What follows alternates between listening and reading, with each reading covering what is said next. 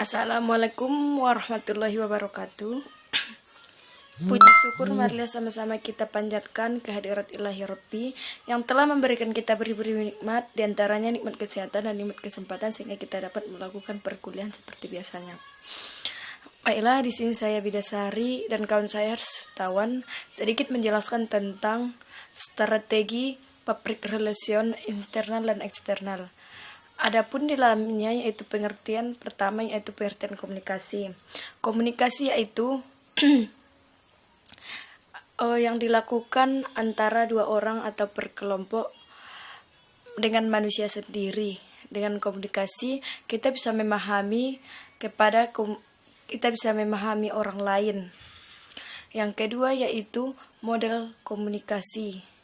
Model komunikasi maksudnya yaitu yang berkembang dan digunakan untuk berkomunikasi menunjukkan suatu konsentrasi pada perkembangan watak dan kepribadian seseorang. Public relation merupakan fungsi manajemen untuk mencapai target tertentu yang sebelumnya harus mempunyai program kerja yang jelas dan rinci, mencari fakta, merencanakan, mengomunikasikan, hingga mengevaluasi hasil-hasil apa yang telah dicapai. Menurut The British Institute of Public Relations mendefinisikan satu yaitu sebagai aktivitas public relation adalah mengelola komunikasi antara organisasi atau pihaknya atau publiknya. Yang kedua yaitu public relation adalah memikirkan, merencanakan, dan mencurahkan daya untuk membangun dan menjaga saling pengertian antara organisasi dan publiknya. Adapun ruang lingkup public relation yang pertama yaitu membina hubungan ke dalam atau public internal, yang kedua membina hubungan keluar atau public eksternal, yang ketiga yaitu di dalam membangun hubungan di antara hubungan keluar yaitu terdapat membangun identitas dan citra perusahaan, yang kedua menghadap krisis, yang ketiga mempromosikan aspek kemasyarakatan. Adapun tujuan dan fungsi public relation yaitu untuk mempengaruhi publiknya antara lain sejauh dan mereka mengenal dan mengetahui kegiatan lembaga atau organisasi yang diwakili tersebut tetap ada. Posisi pertama dikenal dan disukai. Posisi publik kedua mengenal dan tidak menyukai itu, maka pihak public relation berupaya melalui proses teknik public relation tertentu untuk dapat merubah pandangan publik menjadi menyukai. Adapun menurut fungsi pada public relation menurut Cutlip dan Central and Canfield adalah satu, menunjang aktivitas utama manajemen dalam mencapai tujuan bersama. Yang kedua, membina hubungan yang harmonis antara badan atau organisasi dengan publiknya yang merupakan khalayak sasaran. Yang ketiga, mengidentifikasi segala sesuatu yang berkaitan dengan opini, persepsi dan tanggapan masyarakat terhadap lembaga atau organisasi yang diwakilkan atau sebaliknya. Yang keempat yaitu melayani keinginan publik dan memberikan sumbangan saran kepada pinjaman manajemen demi tujuan dan manfaat bersama. Yang terakhir yaitu menciptakan komunikasi dua arah timbal balik, mengatur arus informasi, mempublikasi serta pesan dari badan atau organisasi ke publiknya demi tercapainya citra positif bagi kedua belah pihak.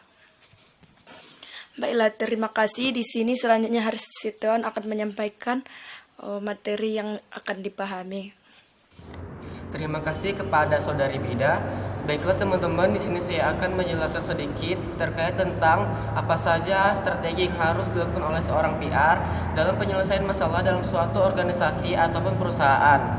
Nah, jadi public relation harus memiliki pola pikir dan strategi yang banyak membutuhkan masukan-masukan dan memiliki tingkat ketergantungan yang tinggi antara satu dengan yang lainnya, sehingga dapat menerapkan, mengimplementasikan, dan mengontrol strategi yang paling handal.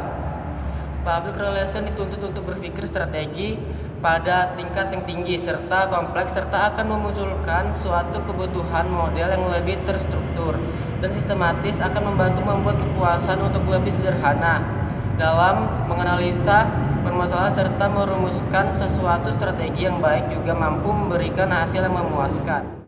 Kemudian di sini juga ada langkah-langkah yang harus diambil dalam penyelesaian masalah dalam suatu organisasi atau perusahaan.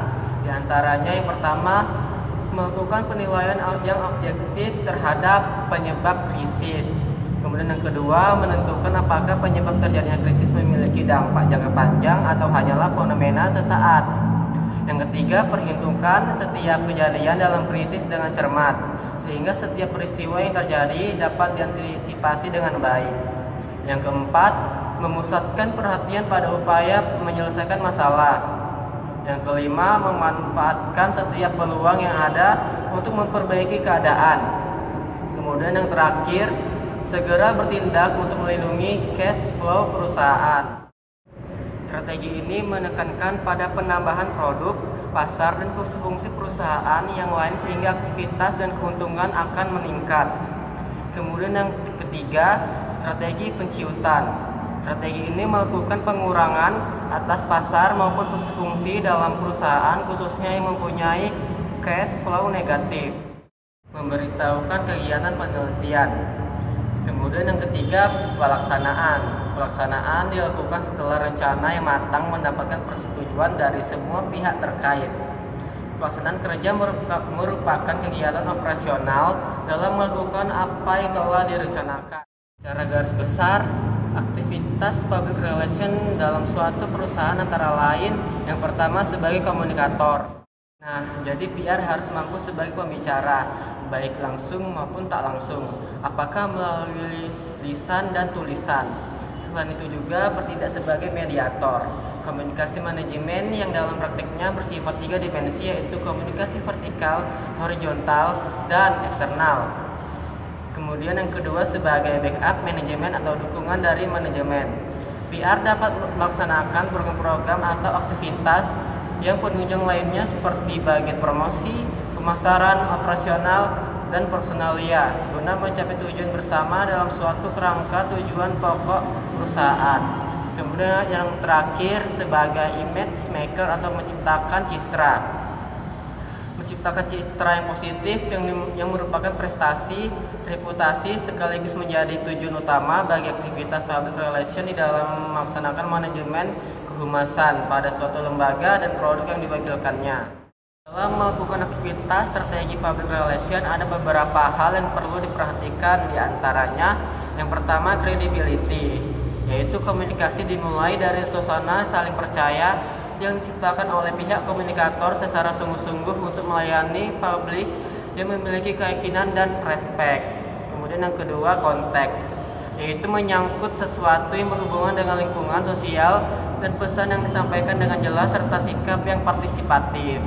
Yang ketiga, komunikasi efektif yang dibutuhkan untuk mendukung lingkungan sosial melalui pemberitaan di berbagai media. Yang keempat, konten, yaitu isi pesan yang menyangkut kepentingan orang banyak sehingga informasi dapat diterima sebagai sesuatu yang bermanfaat. Yang kelima, clarity, yaitu pesan harus disusun dengan kata-kata yang jelas, mudah dimengerti, serta memiliki pemahaman yang sama antara komunikator dengan komunikan. Yang keenam, continuity and consistency, yaitu kontinuitas dan konsistensi. Komunikasi merupakan proses yang tak pernah berakhir dan dilakukan secara berulang-ulang dengan berbagai variasi pesan untuk memudahkan proses belajar. Mewujudkan tema dari pesan tersebut harus konsisten. Pada dasarnya perusahaan memiliki strategi dalam menjalankan bisnisnya. Namun dalam mengkaji strategi perusahaan perlu diketahui bentuk strategi tersebut. Strategi public relation diklarifikasikan ke dalam strategi generik. Istilah strategi dikemukakan oleh Porter. bahwa strategi generik adalah suatu pendekatan perusahaan dalam rangka mengungguli pesaing dalam industri sejenisnya. Adapun macam-macam strategi generik menurut Wieland dan Harger, yaitu yang pertama strategi stabilitas. Nah, strategi ini menekankan pada bertambahnya produk pasar dan fungsi-fungsi perusahaan lain, sebab perusahaan berusaha untuk meningkatkan efisiensi di segala bidang dalam rangka meningkatkan kinerja dan keuntungan. Yang kedua, strategi ekspansi. Selanjutnya di sini juga PR dapat melakukan ataupun menerapkan beberapa hal jika ada isu-isu yang beredar dalam masyarakat yang kurang enak terhadap perusahaan. Di antaranya yang pertama dapat melakukan penelitian.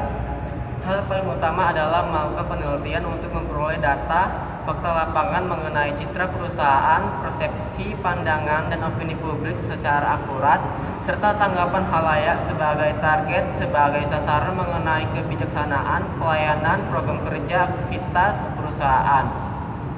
Yang kedua, perencanaan. Jika sudah mendapatkan hasil laporan yang berupa data dan fakta dari penelitian, humas kemudian menyusun rencana kerja. Dalam hal ini, rencana kerja disusun tidak berdasarkan pada keinginan yang dipaksakan dan irasional. Perencanaan yang baik bersifat rasional, fleksibel, dan berkelanjutan. Adapun tujuan dari perencanaan PR terdiri dari mengubah citra, membentuk citra baru, memperkenalkan perusahaan, meningkatkan community relation, menentukan partisipasi pemimpin dalam kehidupan masyarakat atau public life, memberitahukan kegiatan penelitian. Kemudian yang ketiga, pelaksanaan. Pelaksanaan dilakukan setelah rencana yang matang mendapatkan persetujuan dari semua pihak terkait. Pelaksanaan kerja merupakan kegiatan operasional dalam melakukan apa yang telah direncanakan. Kemudian yang keempat ada publisitas. Publisitas merupakan komunikasi kepada publik melalui media massa atau langsung face to face dan tidak memerlukan suatu bayaran baik dari pihak komunikator maupun dari pihak media massa yang bersangkutan. Dalam membangun citra lembaga instrumen ini sering digunakan, terutama jika lembaga tersebut sedang dalam permasalahan finansial. Kemudian yang kelima, dapat dilakukan periklanan. Periklanan merupakan suatu kegiatan yang terkait dengan dua bidang kehidupan manusia sehari-hari, yakni ekonomi dan komunikasi.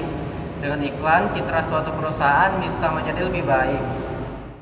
Kemudian dapat dilakukan dengan propaganda, agar publik menerima apa yang disodorkan serta mau menanamkan citra yang positif dan timbul kepercayaan. Perusahaan dan petugas PR hendaknya melakukan propaganda. Nah, jadi propaganda merupakan kegiatan persuasif untuk mempengaruhi seseorang, suatu kelompok atau orang banyak dengan dasar-dasar psikologis agar menerima suatu ide yang pada waktu tertentu belum tentu diterima. Kemudian dapat dilakukan pameran. Salah satu cara yang menarik untuk menanamkan citra positif pada perusahaan adalah dengan melakukan pameran. Tujuan utama dari pameran adalah mengundang publik untuk mengenal, melihat, dan mengerti akan hal-hal mengenai perusahaan, terutama sekali hasil dari produknya. Kemudian yang terakhir, penilaian atau evaluation. Penilaian ini tahap di mana pemeriksaan terhadap program dan rencana yang dapat dilakukan. Tahap ini berguna untuk mengetahui permasalahan yang harus diperhatikan lebih lanjut. Nah, baiklah teman-teman, mungkin hanya itu saja yang bisa kami sampaikan terkait tentang materi pengertian PR dan apa saja strategi harus dilakukan oleh seorang PR dalam penyelesaian masalah dalam suatu organisasi ataupun perusahaan. Lebih dan kurangnya kami mohon maaf. Wabillahi taufiq wal hidayah. Wassalamualaikum warahmatullahi wabarakatuh.